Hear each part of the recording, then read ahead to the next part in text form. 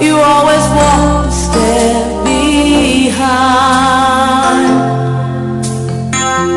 So I was the one with all the glory, while you were the one with all the strength. Beautiful face without a name for so long. Beautiful smile to hide the pain. Did you ever know that you're my hero? Everything I would like to be. I can fly higher than an eagle. You are the wind beneath my wings.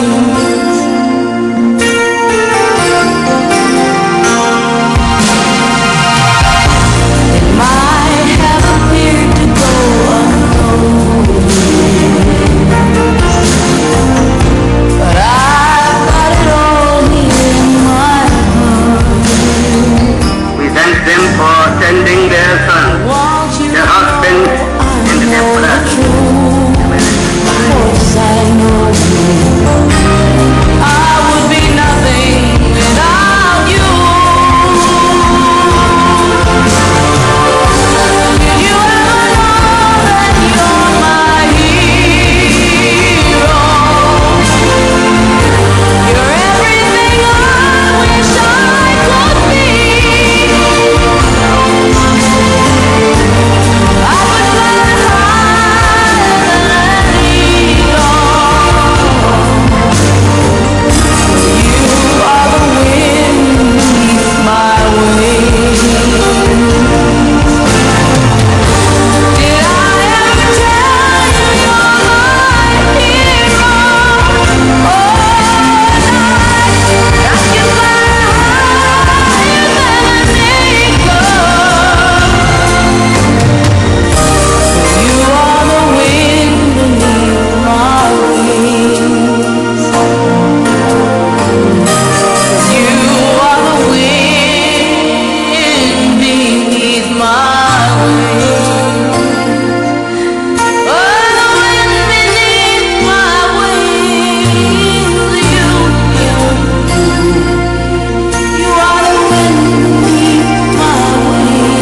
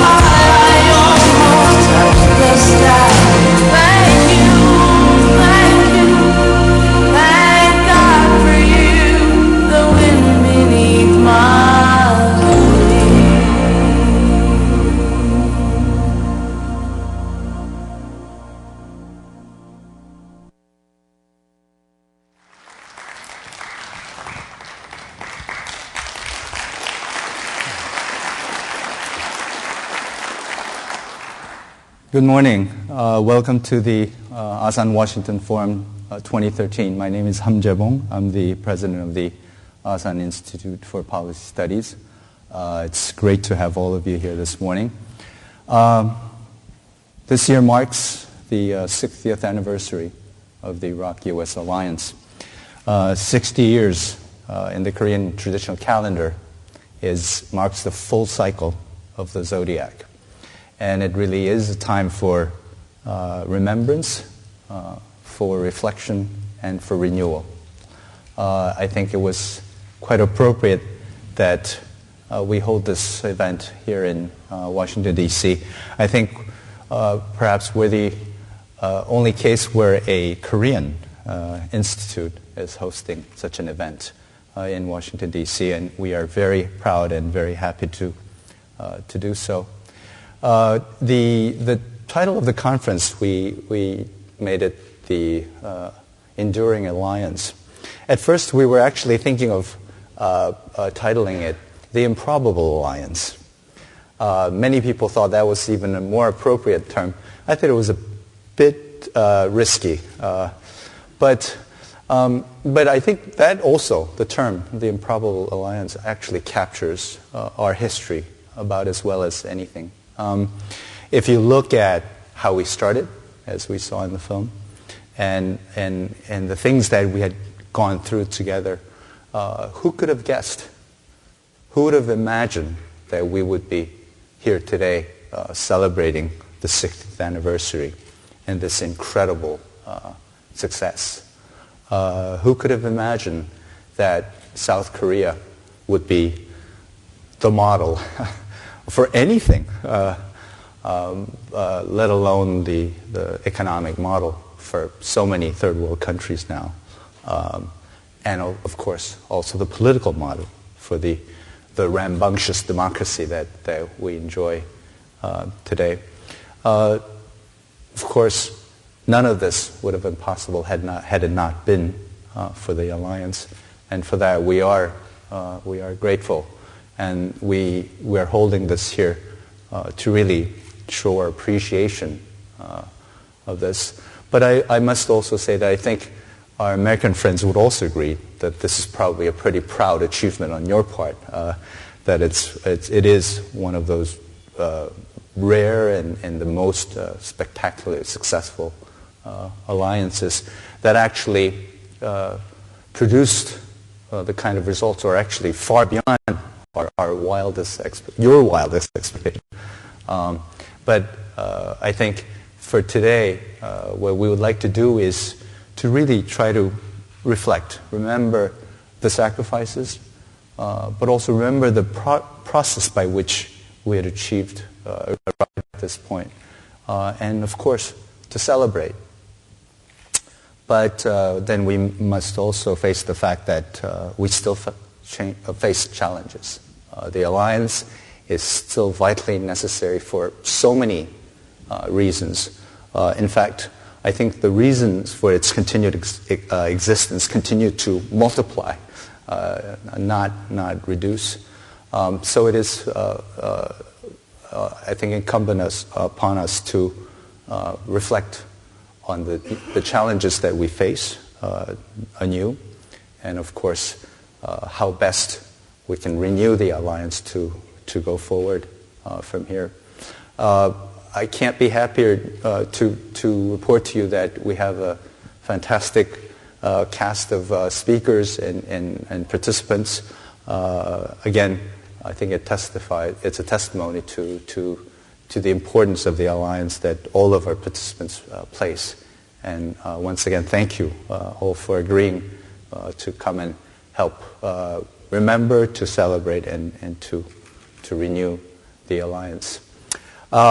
Now I would like to introduce our first speaker who will be making welcoming remarks. He's the person who, as I always say, who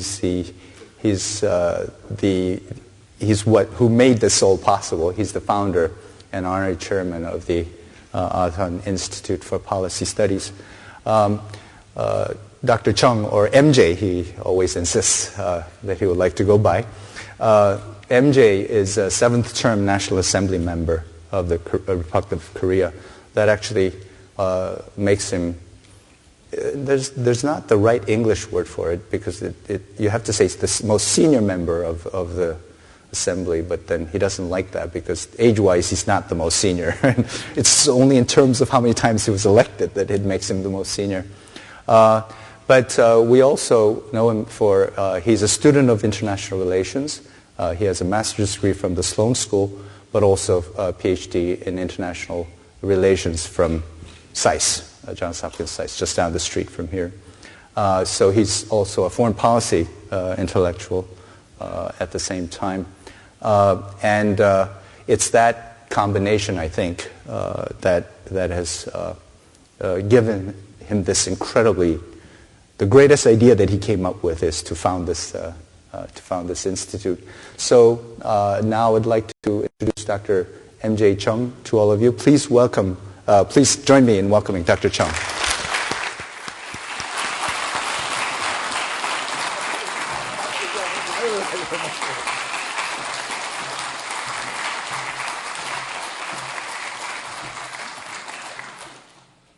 Well, good morning. Vice President Richard Cheney, Secretary William Cohen, distinguished guests and friends. This morning we are going to talk about Korea and our relationship with the U.S. Before I start to talk about this important issue, I want to tell you a joke. A North Korean teacher asks his students, "Comrades, among all the economic systems in the world, which one is the greatest?" To which a student replies, "Well, it is a rather difficult question to answer." The teacher quickly corrects the student. "What kind of answer is that?" Very clearly, there is only one answer, our 주체, self-reliance system.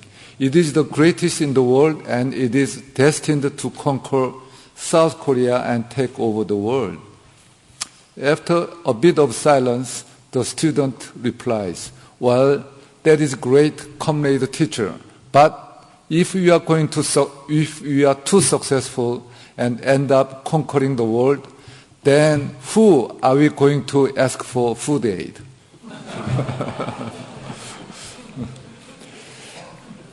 This year marks the 60th anniversary of the Korea-US alliance. According to Korea's traditional calendar, 60 years marks a full cycle of the zodiac, an occasion for celebration, reflection, and renewal.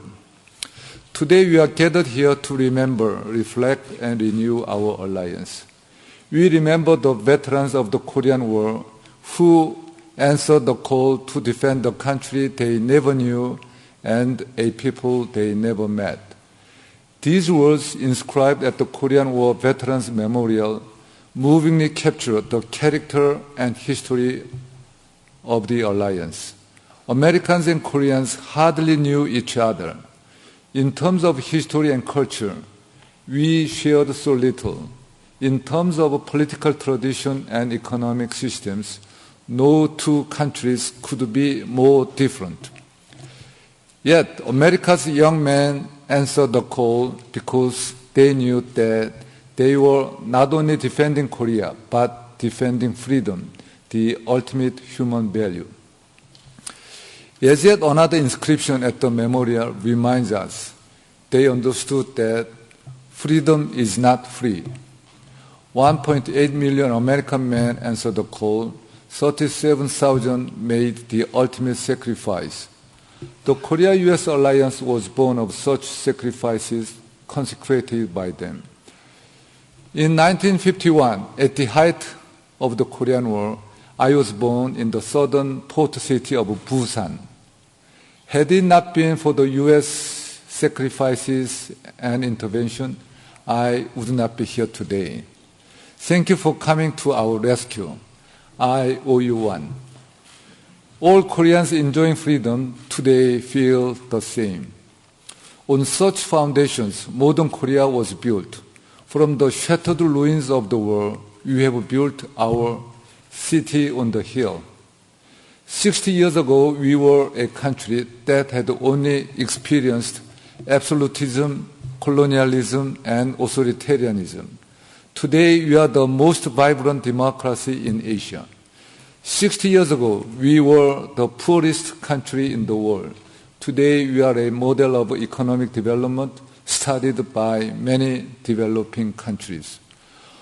All this was possible because of the military security and political model that the U.S. has provided. Yet, even as we remember the sacrifices and celebrate the success of the alliance, a moment's reflection shows us that our work is not yet completed. As Korea's national division continues, the Korean War has not ended. North Korea has developed nuclear weapons. It claims itself to be a nuclear power and continues to threaten both South Korea and the U.S. North Korea's nuclear weapons represent the single greatest failure of the alliance. As Professor Graham Allison wrote in his book, Nuclear Terrorism, North Korea's development of nuclear weapons and a nuclear weapon production line promises to become the greatest failure in the nearly 230-year history of American foreign policy. To South Koreans, North Korea's development of nuclear weapons is the greatest threat to our lives in our 5,000 years of history. That is why we need to reflect on the adequacy of the alliance structure and arrangement that can cope with this new deadly challenge.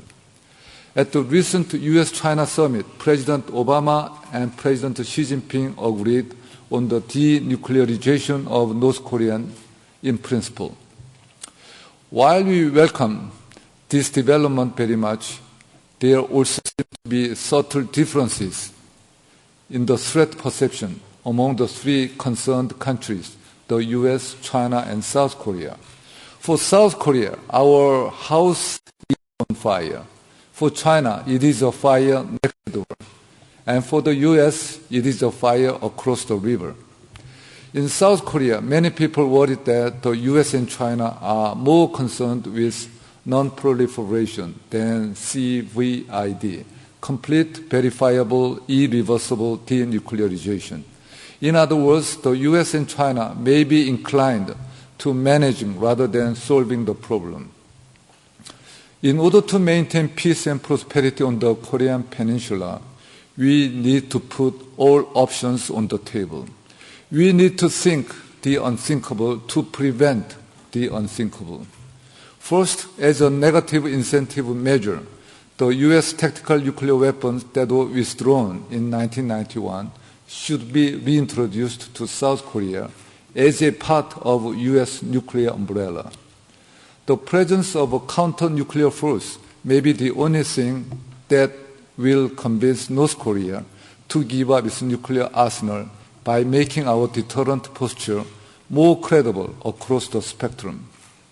Second, the agreement between South Korea and the U.S. to transfer wartime operational control to South Korean forces in 2015 should be nullified, as was recently called for by General B.B. Bell, the former commander of the U.S. forces in Korea. Distinguished guests and friends, today the world is changing. The traditional center of the world is moving from the transatlantic axis to the Pacific. The United States and China are at the center of this shift. Everyone is interested in the future of U.S.-China relations. In his recent visit to the U.S., President Xi called for a new model of major country relationship. We hope that his remarks signals a new era of cooperation between the United States and China. We also hope that the U.S. and China will continue to work together for their mutual interest and the benefit of the international community. South Korea, as an ally of the U.S. as well as a strategic cooperative partner of China, has the most to gain from the success and the most to lose from the failure in the U.S.-China relations. For the U.S., we will remain a trusted ally even after reunification. It is time for us to start to discuss the desirable regional architecture in the post-reunification era. For China, Korea has historically been a good neighbor, and it will remain so for the future. The progress of the bilateral relationship between South Korea and China can serve the vital interest of the U.S. in East Asia. What is important is that the three countries can and should work together for universal values, peace, international norms, and human rights, for the peace and prosperity in East Asia. When you look at the sheer magnitude of the geopolitics of the vast Eurasian continent, the fact that a small country like South Korea, located at the tip of the continent, remains a free democracy is a miracle in progress.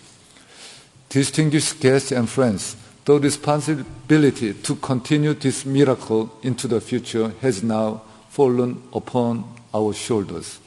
South Korea has no greater friend in the world than America. South Korea did not come this far on its own.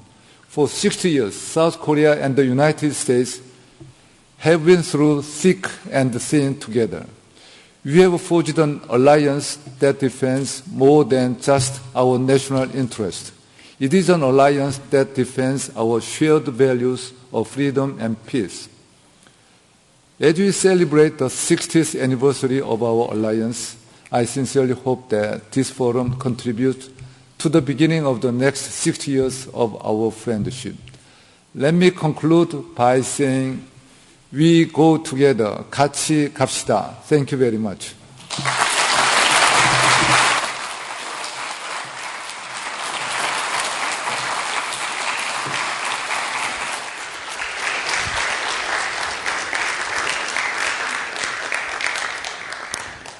Thank you, Dr. Chung. MJ. MJ, yes, thank you. Now I have the pleasure and honor of introducing to you the keynote speaker for today. He was at the age of 34, the chief of staff to the president. And I'm wondering what I was doing when I was 34. He was a congressman from Wyoming. He served 5 terms.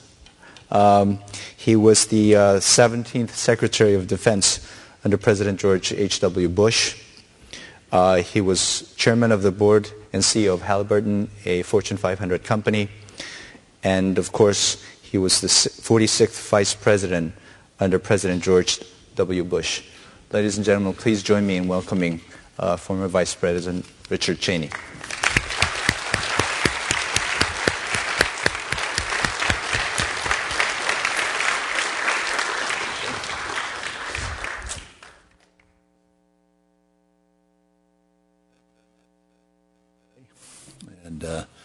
The people of the Asan Institute, I am delighted to have the opportunity to spend a little time with you this morning. I think it is clearly a historically significant event to mark the 60th anniversary of the U.S. Republic of Korea relationship. MJ talked about being born in 1951 in Korea. I have a memory from my early days in 1953 when I was 12 years old. We lived in Lincoln, Nebraska, and my mother worked in the state capitol building as a secretary in the health department, but she insisted that my brother and I come down one day to the rotunda of the capitol there in Lincoln because there was a very special ceremony to recognize a young man who had grown up on a farm in rural Nebraska farm boy, but was a sergeant in the United States Army and had been awarded the Congressional Medal of Honor for his actions in combat in Korea. It's one of those events that stands out from that period some 60 years ago in my mind, but it was an example, if you will, of the extent of which the nation was committed to the effort that was undertaken in 1950 to 1953 to defend South Korea, that laid the foundation for the relationship that has been so important, I think, to both nations now over those last 60 years. I know how important it was from a military standpoint. I had the opportunity to visit Korea on a number of occasions as Secretary of Defense, and that was one of our closest and warmest and I think most effective military-to-military relationships that we had any place in the world. What I wanted to do this morning is talk about some concerns I have that really deal with the context, the broader context within which our relationship with South Korea must proceed. I am very concerned the current state of affairs, not with respect to the United States and the Republic of Korea, but with respect to what I believe are the policies of weakness, if you will, on the part of the current administration with respect to how we address an enormously challenging set of circumstances. And those circumstances in no small part represented by North Korea and the danger that I think North Korea represents, not only for South Korea but for the United States and the far broader problem that we have of the proliferation of nuclear technologies in various parts of the world. If we think back to the circumstances that we faced in 9/11, in the immediate aftermath of that, one of our great concerns was that there would be a follow-on attack after 9/11, that it would be carried out by terrorists using far deadlier weapons than airline tickets and box cutters, which is all they had on 9/11. And of course, on that day, they launched an attack on the United States that was worse than the attack on Pearl Harbor. The loss of 3,000 American lives, destruction of the World Trade Center, major damage to the Pentagon, and would have taken out either the White House or the Capitol building if it hadn't been for the passengers on Flight 93. So as we responded to that, one of the key decisions we made was that we were no longer, when we dealt with terrorism, dealing just with a law enforcement problem, but rather we were at war. That an attack on the United States that destroyed the World Trade Center, damaged the Pentagon, killed 3,000 of our people wasn't a law enforcement problem. It was indeed an act of war. And following from that and trying to adjust our strategies and develop the programs and capabilities we needed to guard against that next attack and to contemplate the possibility that the next wave of attacks, if you will, will involve chemical weapons or perhaps biological weapons or even a nuclear device. We had intelligence at the time in the aftermath of 9/11 that the Al-Qaeda organization was actively seeking nuclear capabilities. So it was a very real threat, and I think it continues to be a very real threat today. And that as we look at the world and the set of circumstances that we're faced with now, that indeed the threat is growing in my mind because of the proliferation of nuclear technology to rogue states, or states I would describe as rogue states, that it's a continuing problem. We made some progress, excuse me, with respect to those issues in the Bush administration, but we didn't always get it right. And if anything, the problem has spread, expanded, become more serious since then.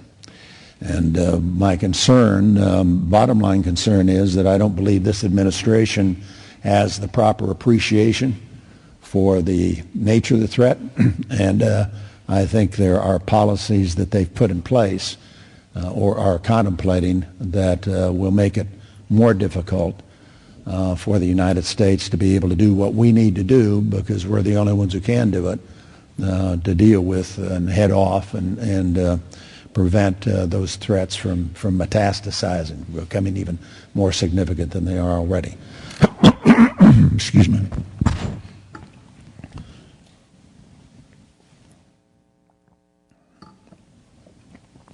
If you look at what we encountered in our concerns about nuclear proliferation, if you will, on our watch, when we took down Saddam Hussein, obviously a controversial policy in the United States, but I believe absolutely the right one. We took down a regime that had previously produced and used weapons of mass destruction, and a regime that had, on at least two prior occasions, had an active effort underway to develop nuclear weapons. The first one ended in 1981 when the Israelis destroyed the Osirik reactor outside Baghdad, and the second one in 1991 when we put a significant dent in the program during Operation Desert Storm. But when we eliminated Saddam Hussein, we significantly reduced or certainly eliminated at that point Iraq as a potential source for the proliferation of nuclear capabilities. When Muammar Gaddafi saw that development in Libya, he stepped forward and surrendered his materials.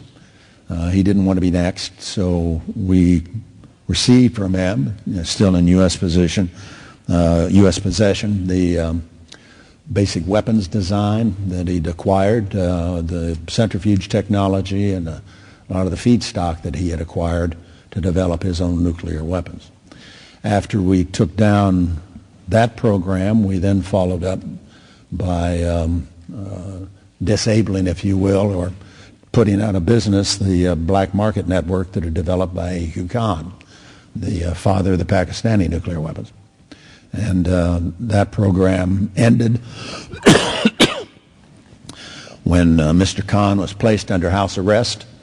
Libya had been his biggest customer, but he had been dealing with others as well, with Iraq, with North Korea. And so three major sources of proliferation were eliminated then. That was one of our objectives, obviously, in what we were pursuing in that period of time. But what we found as we went forward was evidence of the extent to which North Korea was directly involved in those developments in the Middle East. It wasn't just a regional problem in the sense that the North Koreans obviously tested their first nuclear device in late '06. We discovered, even though they'd been involved directly with the United States and South Korea, China, Russia, Japan, and the so-called six-party talks, that during that whole period they'd been actively and aggressively building in Syria a nuclear reactor using the technology they had up at Yongbyon. And in the spring of '07, we discovered the fact of that nearly complete reactor at Al-Kabar in eastern Syria, courtesy of North Koreans. The North Koreans had, in effect, if there's a way to describe it, I think has been the most dangerous proliferator of nuclear weapons technology. So our problem when we look at North Korea isn't just with respect to the Korean Peninsula or even with respect to the region in Asia. It is the fact that they have already provided nuclear weapons technology, attempted to do so, to one of the worst terror-sponsoring states in the world, to Syria. And today we're obviously very concerned about developments in Syria and the administration wrestling with the question of how they should get involved or what efforts we should make in Syria with respect to the conflict there. One of the things that everybody's deeply concerned about are chemical weapons, because Syria had a significant stock of chemical weapons. But imagine how much worse that situation would be today if that North Korean-built nuclear reactor had not been taken out and destroyed by the Israelis in the fall of '07. It'd be a far more dangerous situation than it already is, and it's already a very difficult, complicated situation. We found during the course of our work, and obviously I'm only talking about what's publicly available. I don't have access anymore to classified information, but we also found that Mr. A.Q. Khan made public statements within the last couple of years that North Korea had bribed senior Pakistani officials to acquire uranium enrichment technology, which the North Koreans now have and are using. And there's been an American scientist who's been an eyewitness observer of the program in North Korea of some 2,000 operating centrifuges producing highly enriched uranium, a far more sophisticated technology than they had with their old 1950s British-era plant that relied on developing plutonium up at Yongbyon. So the North Koreans went to the Pakistanis, supposedly bribed senior Pakistani officials for that capability. When we were negotiating with them back during the Bush administration, they kept insisting they did not have a uranium enrichment program. They repeated that over and over and over again. Our State Department didn't handle it very well, but obviously they did have a program. It was up and operating, and they now are clearly producing more highly enriched uranium to develop more weapons.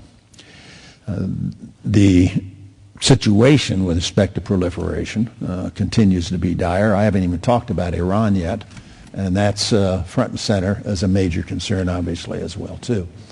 North Korea has also helped, provided assistance in the area of the development of ballistic missiles to Iran, to Iraq as well at various times in the past. And we are rapidly approaching the point now where both North Korea and probably shortly Iran will have nuclear capability, probably weapons sophisticated enough to be able to represent a significant threat, able to miniaturize warheads enough to put them on the tops of ballistic missiles so that they become a very real threat from the standpoint of the neighbors in the region and obviously potentially even the United States of America. As if you consider that development and the continuing escalation, if you will, we find ourselves in a situation where, frankly, I believe the administration's policies are totally inadequate to address that emerging threat.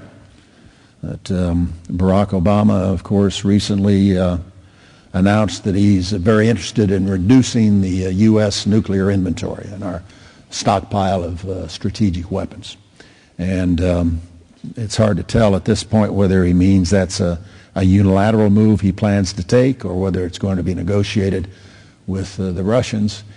What it reminds me of, though, is a situation in which 30 or 40 years ago, or maybe even 20 years ago, when I was Secretary of Defense, and we worked as the Soviet Union imploded, as the Warsaw Pact went out of business, we did find ourselves in a situation where the threat had diminished, and we adjusted accordingly, both with respect to our strategic and tactical nuclear weapons as well as conventional forces. But as I listened to President Obama talk, it's as though he's back in that time slot 20 or 30 years ago when our major problem was, or one of our major problems, certainly a major problem, was the relationship with respect to the Soviet Union and the need to find ways to reduce those inventories of weapons. But we did it. It's already been done. The problem we have today is that we are, in fact, faced with the growing possibility that we're going to have states like North Korea, probably Iran, possibly others, develop and deploy nuclear weapons, probably on missiles. That to the extent that those two states increasingly become threats with sophisticated weapon systems, I think the temptation, the pressure for their neighbors to develop their own capabilities is going to be enormous. That it'll be a major spur, if you will, for example, in the Middle East, if Iran does in fact field that kind of capability. There are others out there who clearly have the capacity and or the funds, the resources to be able to acquire their own, and we will see a spur, if you will, to further proliferation. And one of the things we did in the Bush administration that we cared very deeply about was we abrogated the ABM Treaty. We did it the first year we were in office so that we could move forward on developing defenses against ballistic missiles. And that was aimed specifically at the problems that we perceived with respect to North Korea and Iran. And we did successfully build and deploy and test anti-ballistic missile capability. We've got some missiles deployed both in California and Alaska. Unfortunately, one of the first things the Obama administration did was to cap that program. And they've just recently had to recognize that there is a significant threat there. So Secretary Hagel has indicated he's going to buy some additional missiles for that program. The problem is an important part of our approach was that Poland and the Czech Republic would participate in the program, that we would deploy the radars in one state and the interceptors in another, but it would in fact set up a capability for us to be able to take down, destroy Iranian missiles should they be launched at our NATO allies in Europe or even potentially against the United States. Barack Obama came to office and he canceled that program in Poland and the Czech Republic because Vladimir Putin didn't like it. It was, I think, an egregious example of allowing the Russians to dictate to the United States what our relationship's going to be with our key NATO allies. And obviously the Poles and the Czechs, having taken the difficult step and agreed to that deployment and accepted the political controversy that it entailed in some circles, all of a sudden found the rug pulled out from under them when the United States backed out of that commitment.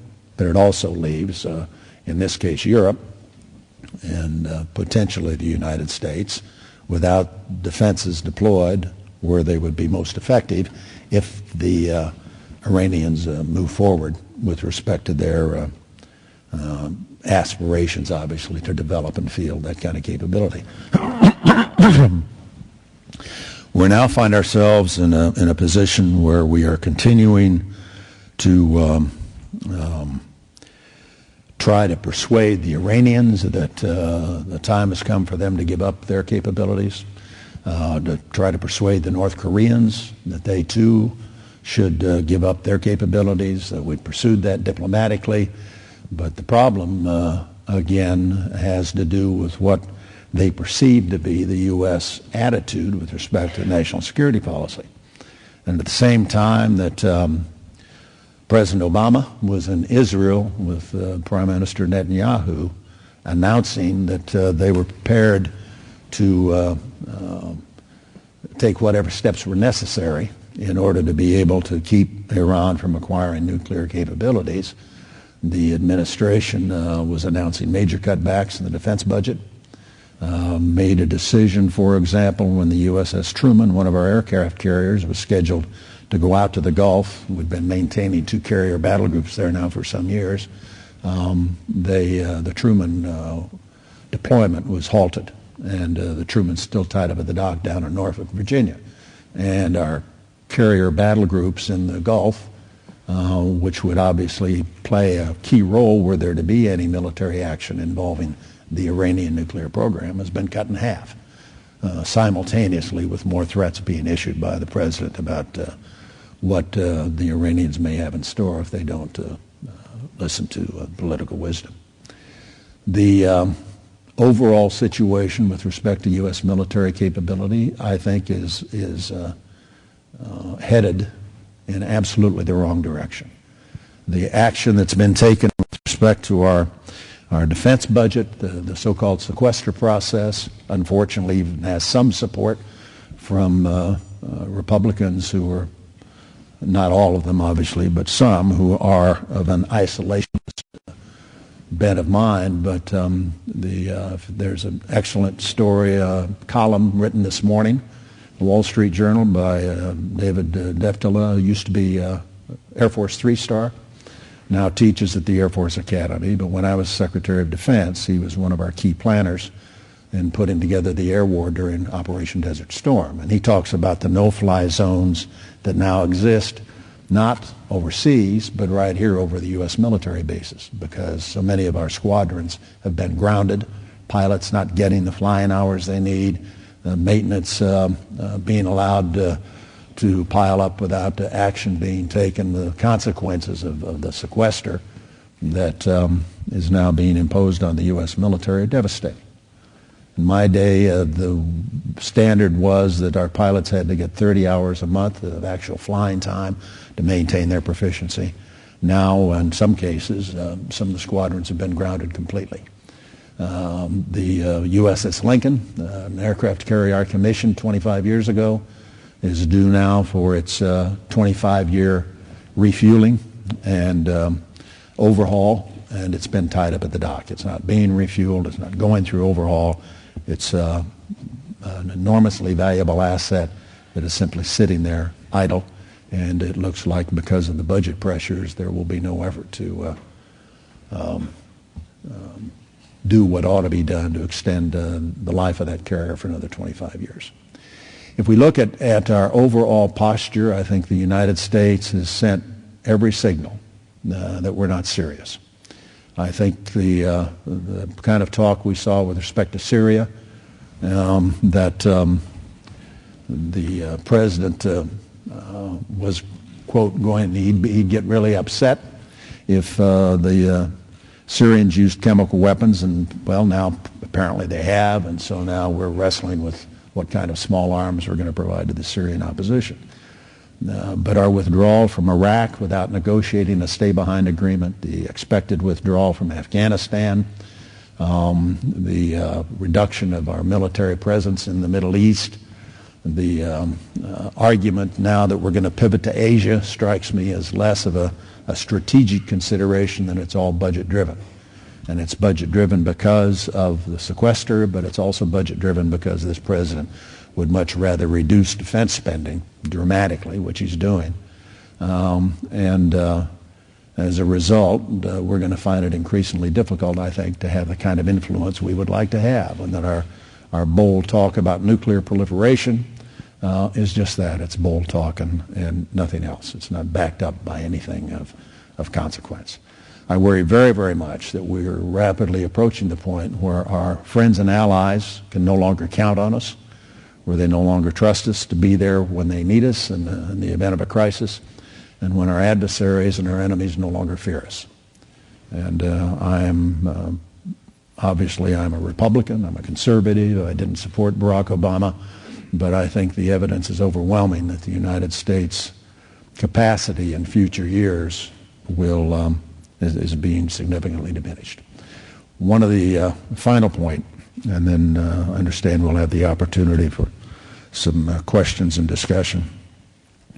After Operation Desert Storm ended in the spring of '91, very successful, the first thing I did was to pick up the telephone and call former President Reagan, who was then retired, living in California. And I thanked him for all that he had done in the 80s to build up and improve the capability of the United States military, which is what made it possible for us to send 500,000 men and women halfway around the world to liberate Kuwait, to do it with only 148 of our soldiers killed in action, to do it quickly and decisively because of the impact of the investment he'd been willing to make in personnel and equipment and new technology in the 1980s. We had an absolutely first-rate military force when it came time to use it in 1990 and 91.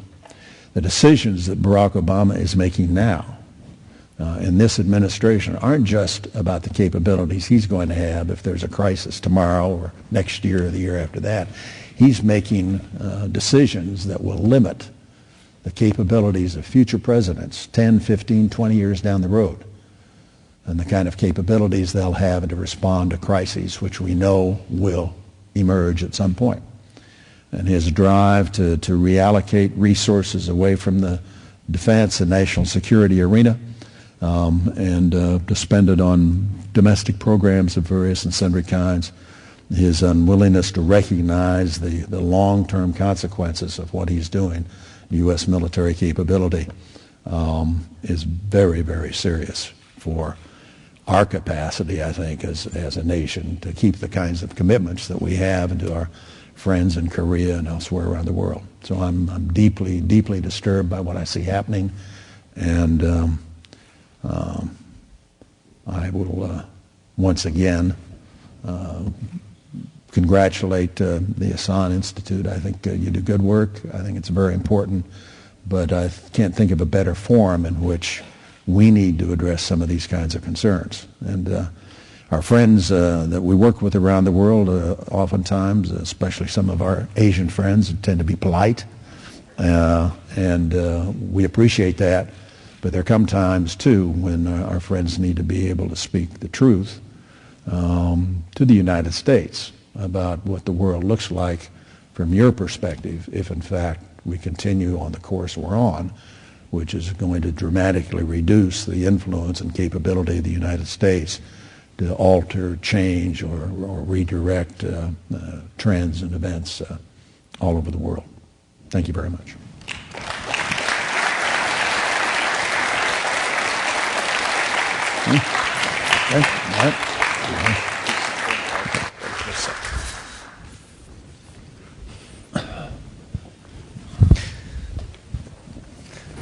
Thank you, Mr. Vice President. I guess I'll start our conversation, but please feel free to ask questions. The floor is open. If I may start, I think what we're faced from the Korean perspective right now is to, when it comes to the North Korean nuclear issue, basically we've tried all the negotiations tactics for the past 20 years. And we've now arrived at this particular stage. You were absolutely correct. We think that given the current rate at which they're developing their nuclear capability, within 4 or 5 years perhaps, they will have an minimal operational nuclear capability. Some people talk about the second nuclear age, and the North Koreans figure very prominently in it. And once they have that capability, then of course the current security structure, and not just the peninsula, but the whole region will change completely. And so time's running out. We really feel that the time is running out. And so we are trying to formulate, we're trying to think, what are some of the negative incentives, as MJ mentioned in his speech also, what are the negative incentives that we've tried all the positive incentives, right? And it hasn't worked. So what are some of the negative incentives? And so, for instance, he's also advocated reintroduction of tactical nuclear weapons that the U.S. had withdrawn in 1991. We understand this situation under which it was undertaken. But so including maybe reintroducing these things, and we understand the difficulties involved in all of these, budgetary and otherwise. But what do you think at this point are some of the things, concrete measures that we can take that would be deemed as negative incentive by North Koreans, right? And what are some of the concrete military actions that we can, given, of course, your understanding of the U.S. budgetary situation, etc. But give some ideas as what we could do. Well, we obviously we spent a lot of time in the Bush administration focused on the effort that went into the six-party talks, called six-party talks. Eventually evolved into just a bilateral negotiation with the North Koreans. I think that was a serious mistake. I think we didn't handle it right. I think the president, his initial instinct was, I believe, the correct one, and that was to understand, at least from our perspective, that the only ones who really had any significant leverage over North Korea were the Chinese, and that you had to get China involved if you were going to be successful at all. And from the standpoint of the United States, there wasn't much more we could do diplomatically or economically to change the course of North Korean behavior. And so the theory was that if we could get China significantly involved, that they had the kind of relationship and economic and so forth that they could exert significant pressure. In the end, as I say, we didn't. I don't think we got a total test, if you will, of that. I think when we discovered, for example, that the North Koreans had built that reactor for the Syrians, the emphasis inside our administration, which I thought was a mistake. I wanted to destroy the reactor militarily. I thought that would send a very strong signal. It would make it clear the United States meant business when we said don't proliferate, especially to terror-sponsoring regimes. I didn't win that argument. But what we ended up doing was we didn't even talk about the fact that there'd been a reactor built by the North Koreans for the Syrians. There wasn't a briefing on that until a year later, until 2008. And so if we'd been able to take that information intelligence to the Chinese and show it to them, they would have been as surprised as we were, and that was the moment at which we might have had some success at persuading the Chinese that the North Koreans were bad actors and there needed to be a change in policy, and there was a lot at stake here. And but the way it worked out in the final analysis, we ended up lifting the terror designation that we had imposed previously on North Korea. We never talked about the fact of the Syrian reactor till over a year later, and there were no consequences for North Korea having done that. So we didn't take advantage of the leverage we might have had to be able to move. And I'm hard put to come up with diplomatic efforts that are likely to work. My own personal view is, when we get into this whole area of nuclear proliferation, that our track record is as an international community isn't good. There was talk at one point about taking the whole issue to the United Nations. That's not a serious proposal. The United Nations is not going to take any action. In my humble opinion, I can't think of a time when they did that would have effective results. It's going to take United States leadership to make it happen.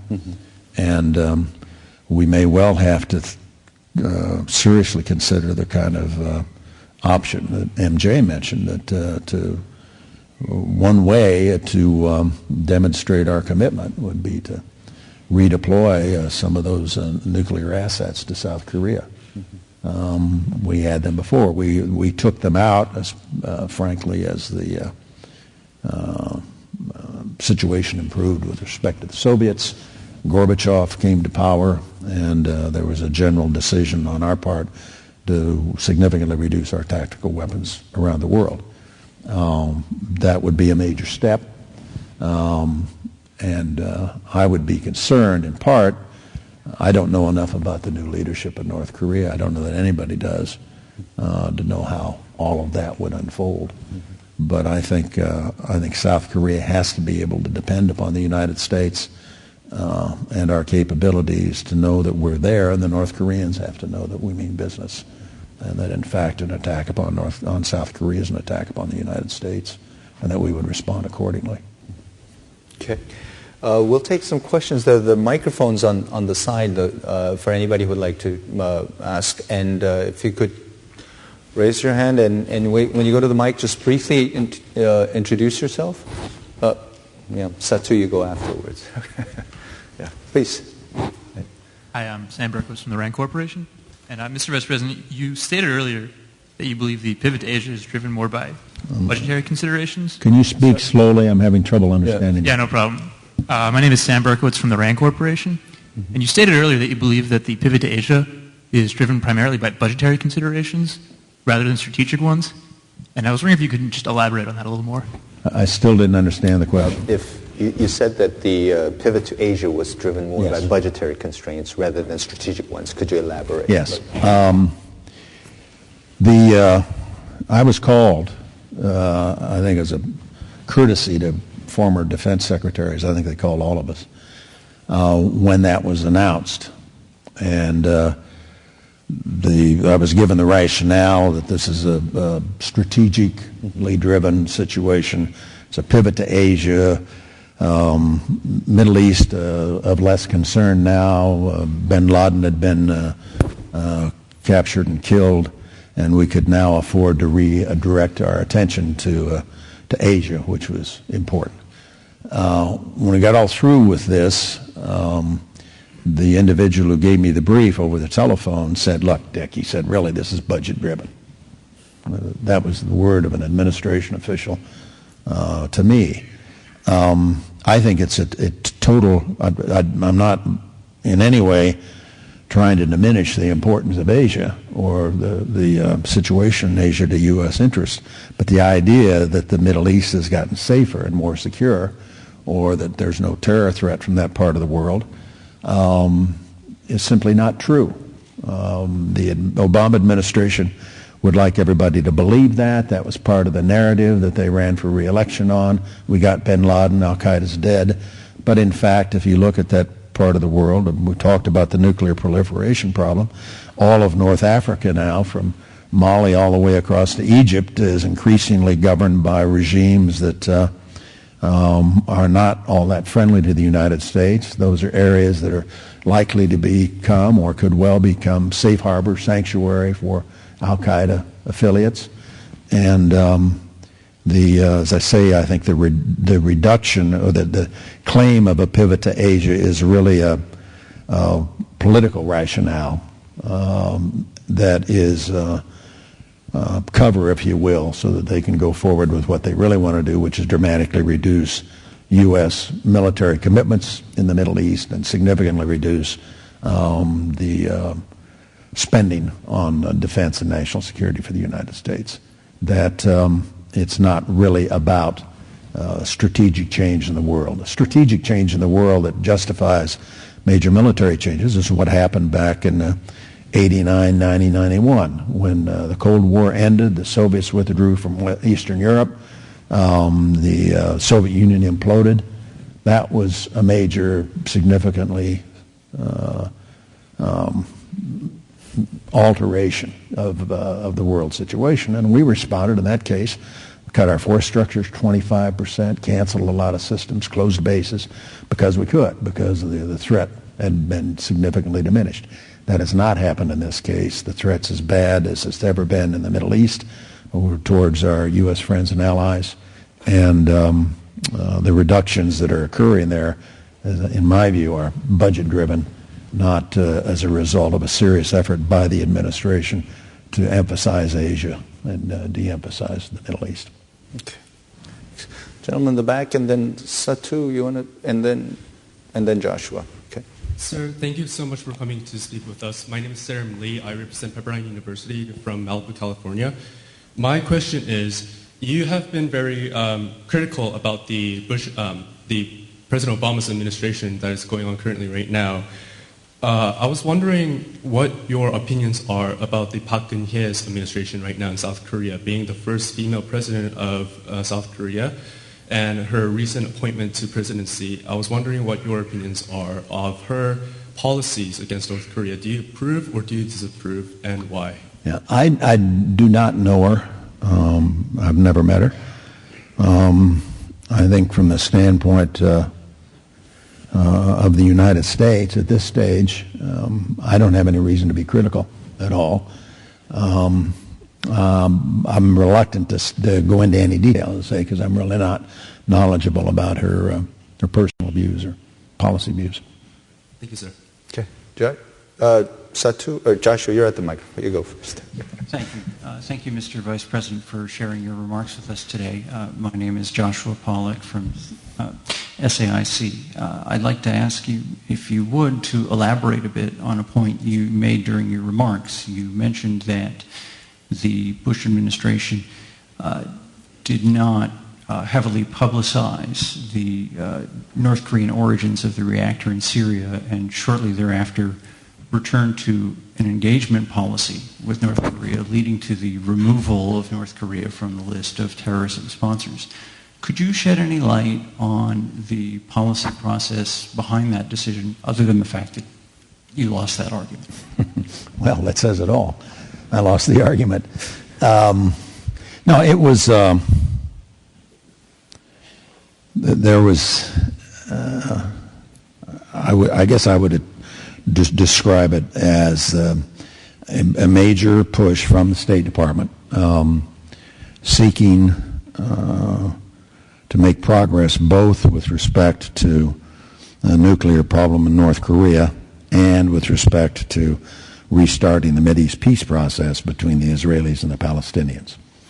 And those two things in combination meant, when you had, on the one hand, North Korea proliferating nuclear technology to the Syrians, and the Syrians being on the receiving end and building a reactor in the desert, my reaction to that would have been to try to find a way to impose a cost or price, if you will, in both of those cases, certainly to condemn the actions, maybe even seek to organize the international community to impose some kinds of sanctions. What happened the desire to get Bashir Assad to send a delegation to the peace conference in Annapolis, and the desire to be able to claim we'd made progress where the North Korean nuclear issue was involved, led to a decision basically not to publicize the fact that the North Koreans had built a reactor.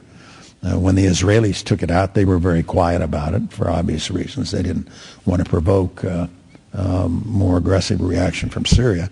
The Syrians quickly, what they did was they went out, and the Israelis had launched a perfect strike. You could look at the pictures, and there wasn't a single bomb that hit outside the perimeter of that facility. It was a beautiful military operation. The Syrians ran out and covered it up with dirt and built a new building on top of it and acted like it was never there. There wasn't even any international condemnation of the fact that one of the worst offenders in terms of proliferation, North Korea, and one of the worst terrorist sponsoring states in the world, Syria, had conspired to take this nuclear technology and give it to one of the worst terrorist sponsoring states. And I think it was a serious misjudgment on the part of the Bush administration with respect to the way we managed that entire situation. We should have made a big deal out of it, and there should have been significant sanctions imposed. I advocated that we should be the ones who took out the reactor. The decision was made primarily pushed hard by the State Department. The President made the decision to take it to the United Nations. The Israelis properly, I think, clearly didn't believe that was going to generate anything other than a lot of resolutions and talk and no action. So they moved on it themselves and took it out. And thank goodness they did, or we'd be in a lot worse trouble today in Syria than we are. Thank you, sir. Satu? Mr. Vice President, thank you very much. My name is Satu Lemay. I'm from the East-West Center. My question is your perspectives on U.S.-China relations. People have proposed various frameworks for governing our relations, responsible stakeholder, strategic reassurance. The Chinese have proposed a new kind of great power relationship. I wonder what your views might be on how to frame and how to move forward on U.S.-China relations.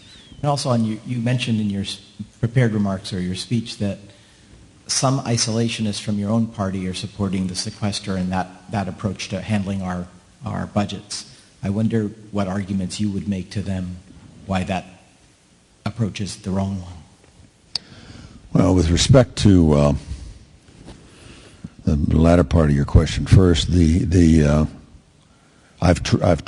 been invited from time to time to meet with my former colleagues. I used to be a House member for 10 years, and so on a couple of occasions over the course of the last year and a half, I've been invited back to talk to my colleagues, meet with a whip organization, the elected leadership, and so forth.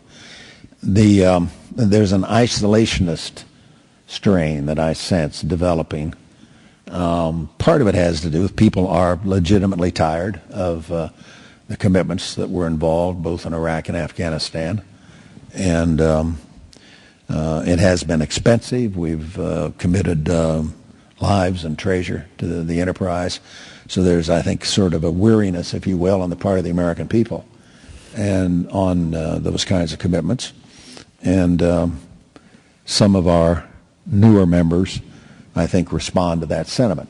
I think they're wrong, but there's clearly that view out there. There was a time when isolationism perhaps could be argued as a sensible policy for the United States, but it was before World War II. And today, when the very real possibility exists of a terrorist organization because of modern, modern technology able to get their hands on deadlier weapons, botulism, anthrax, smallpox, those kinds of substances, or especially a nuclear device of some kind. Nuclear device doesn't have to be very sophisticated, to have an impact. You can load a dirty bomb on a truck or a shipping container and set it off in the middle of one of our cities and have a devastating impact, far worse than anything we ever saw on 9/11. If that's the threat, or if there's a possibility, say you're 95% successful in defending against the next attack, that 5% is unacceptable. You cannot tolerate a situation where you only protect against 95%. And to do that, you've got to be able to reach overseas for intelligence, for the ability to influence other governments, to go after the people who might provide that kind of technology to a terrorist organization or to the terrorist organization itself, to their bases, their training camps, wherever they are. But you've got to stop that attack before it ever gets launched. And so when you tell me you don't believe what's going on in Afghanistan, or let's say Afghanistan in particular, you adopt an isolationist approach. The U.S. shouldn't be involved there. I say, well, look, remember what happened to us the last time we walked away after the Soviets withdrew from Afghanistan in, 89? And the rest of the world, we'd been involved in supporting the Afghan against the Soviets. The rest of the world turned their backs and walked away. Bin Laden in 96 moved into Afghanistan, set up training camps, and there trained the 19 hijackers that came over here on 9/11 and killed 3,000 of our people. We don't have the choice not to be involved overseas. We don't have the choice not to care about what's happening in those areas, for example, that are governed by the Muslim Brotherhood or extreme Islamists, or that are, if not governed, to simply allow those kinds of organizations to operate from their territory. We have a vested interest, given the state of modern technology and the nature of the threat, a requirement, I would describe it. We have to care a hell of a lot about what's going on in North Africa and those places that could conceivably become a place where they acquire the technology, or they raise the funds, or they have the capacity to train people to launch those kinds of attacks against the United States. The day of isolationism is long gone. It disappeared in about 1939. The other part of this question is about China. Yes, on China, very important relationship. I don't know what will eventually emerge from the meeting the presidents recently had. I think a lot of people, I look at China on the one hand as an adversary.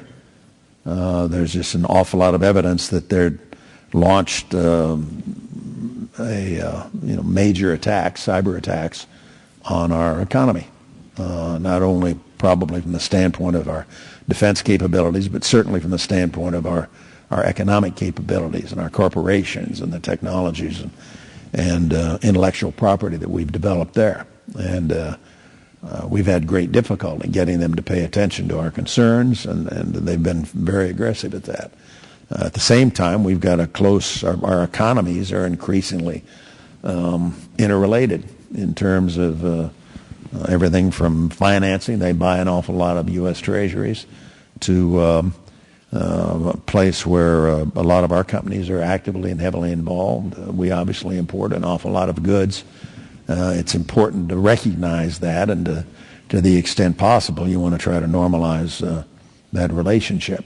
There's too much at stake not to have it work right. By the same token, I think many of us are very cautious about what we see happening. There's always been the theory on our part that as the Chinese adopted a more market-oriented kind of an economy, that they would open up, that not only to investment and so forth, that's happened, but it would also see some political changes internally. And I'm not sure we've seen those yet. Thank you very much. So, gentleman over there, and maybe just and Dr. Lee after that. Joe Bosco, formerly with the Defense Department. Mr. Vice President, it's great to see you looking so well. My question is, in part, a follow-up to the answer you just gave on China, with regard specifically to North Korea's nuclear program. We've heard for 20 years that China shares our concerns about the nuclearization of the Korean Peninsula, but that they place a higher priority on stability and preserving that regime as a buffer between South Korea and China. But I wonder what you think about the theory that, in fact, North Korea's nuclear program has worked very well to China's strategic interests. It has enabled China to play, in effect, good cop to North Korea's bad cop. It's been considered a responsible stakeholder because it's convened the six-party talks. And right down the line, the U.S. has been distracted by the North Korea problem. So I wonder what you think about the theory that China, in fact, has been a proliferator of proliferators since its original nuclear technology went to North Korea and then found its way to the Mideast, as you mentioned, Syria and other places. So what do you see China as having played a kind of an insidious role in the entire North Korean program? I guess I would, as I think about it, there's another point I'd mention, which is one of the things we've assumed is the idea that it's in China's interest to avoid a situation in which other nations in that part of the world develop their own capabilities. That North Korea, especially with the current leadership, the more active and aggressive they are and the more powerful they become in terms of accumulating significant nuclear capability, the greater the likelihood other nations may feel the necessity to acquire similar capability, i.e. South Korea, get the U.S.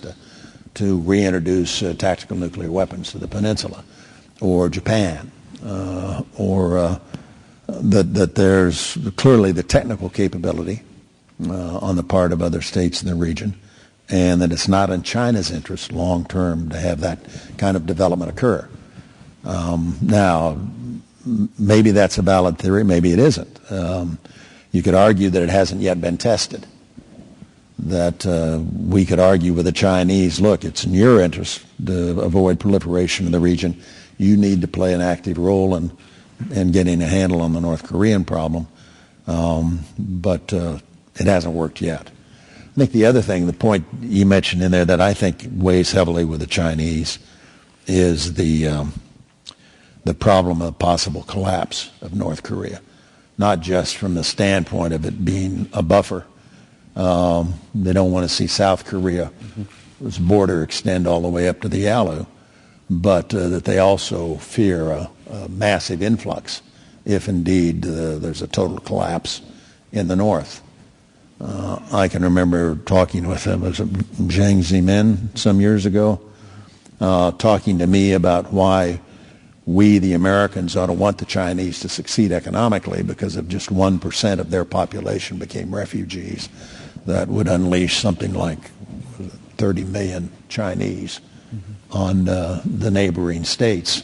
That it was in our interest that China succeed. He had this notion of refugees flowing uncontrolled across borders as something he was deeply concerned about. And I suspect that they hesitate to put real pressure on the North because of the possibility that it might indeed lead to the collapse of the regime. And the consequences from that are unpredictable and, frankly, at this stage, less worrisome to the Chinese than the fact that they've got North Korea on their border that's increasingly well-armed. That's speculation on my part, obviously. If you could indulge, just take one last question. Sure. Sorry, but we're running out of time, Dr. Lee. Thank you, Mr. Vice President. My name is Chung-Min Lee. President Park appointed me just last week as her ambassador for national security affairs. So I'm sure that once you get more familiar with her policy, you'll agree that she's the right person in the right job at the right time. Congratulations. My question to you, sir, is the recent Snowden affair has captured the imagination of people all across the world. Someone who was deeply involved in U.S. intelligence for the last several decades, could you give us your personal assessment on the damage that Snowden has done to U.S. intelligence and allied intelligence cooperation efforts? Thank you. I think it's. I think the final damage is yet unknown. I worry. We've seen obviously he's done a lot, just what he's done already, and we've gotten into a situation where we've had to declassify a lot, partly to explain the program. The program we set up, I was directly involved in it in the weeks after 9/11 with Mike Hayden, who was running the NSA at the time, and George Tenet. It's a great program. It has had phenomenal results for us. As Keith Alexander said the other day, at least 50 situations that you can identify the significant role that intelligence played for us.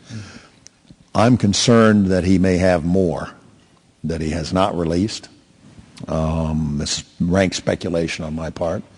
I find it difficult to understand how someone who is a contract employee had that kind of access. The way the program was set up, in my day when we were there, even to read in anybody who was not in the NSA to the program required the approval of the President of the United States.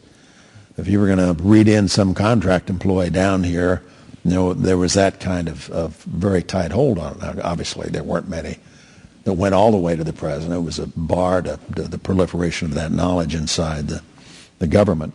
But my concern is, and I have no reason, this is rank speculation, I have no reason to believe this is necessarily the case, is the possibility that he wasn't the only one involved in the enterprise. That some of the information that he allegedly has or that he may have could have only come from somebody else, that he did not have access to it given his position, but that somebody else inside the agency may have fed him more material than has yet been released and of an extraordinarily sensitive nature. We just don't know. I assume those will be questions that will be asked of the investigation and the damage assessment, but I think the damage is significant. I think it's one of the worst acts in my mind of espionage. I find it interesting that when he left, he fled to China, and now apparently he's in Moscow, trying to go to Ecuador. I guess Ecuador because they might grant him some kind of sanctuary or immunity there. But no, I think it's a very, very serious and very unfortunate from our standpoint. It's a major, major loss. I can remember, it's one more element of it. In 2004, some program had been in operation then for about 3 years. I once had a meeting of the leadership, congressional leadership, that I presided over in the Situation Room of the basement, and the issue was first to brief them into the program, which we did. Some of them had already been briefed in. And I asked them then, I said, do you think we ought to continue it? They were unanimous, Republican and Democrat alike. Absolutely continue it. Secondly, I said, do you think we ought to come back to the Congress in order to get more formal authorization? And they said, absolutely not. Everybody, Republican and Democrat, don't come back up here. It'll leak. And, of course, what's being put out now is far in excess of anything that had previously been released in this area. And so there was a time when it was very, very close hold. Unfortunately, now it's become public. And if you tell the enemy how you're reading their mail, it's going to lessen your capability to do that. That's my concern. Well, Mr. Vice President, I'm afraid we've run out of time, but thank you so much for sharing your time, knowledge, and wisdom with us. Please join me in thanking Mr. Vice President. Thanks. Enjoy that.